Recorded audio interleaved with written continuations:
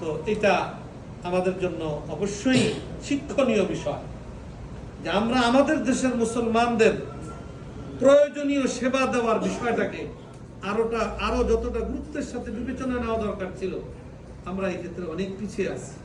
আলহামদুলিল্লাহ, আগের তুলনায় কিছুটা অগ্রসরমান বেশ কিছু সংস্থা আলহামদুলিল্লাহ এই ক্ষেত্রে কাজ করছে, সেবা, চিকিৎসা ইত্যাদি, শিক্ষা নিয়ে।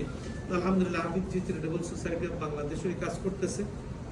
আমি এই সোসাইটির সাথে বেশ কিছুদিন থেকে সংশ্লিষ্ট এবং আস্তে আস্তে এর সাথে সংশ্লিষ্টতা বৃদ্ধি পাচ্ছে। এবং আমি এখন পর্যন্ত যতটুকু এই সংস্থা সম্পর্কে আমি প্রত্যক্ষ করেছি, আলহামদুলিল্লাহ অত্যন্ত স্বচ্ছতার সাথে, অত্যন্ত পরিকল্পিতভাবে এই হাফিজ চ্যারিটেবল সোসাইটি অফ বাংলাদেশ তার সেবা, চিকিৎসা এবং শিক্ষা এই তিনটা বিষয়কে এগিয়ে নেওয়ার জন্য পরিকল্পিত কার্যক্রম পরিচালনা করে যাচ্ছে।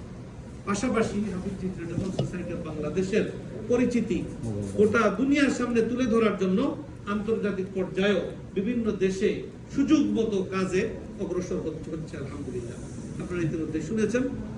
আমরা যারা প্রবাস জীবনে আছি, আমাদের যেমনিভাবে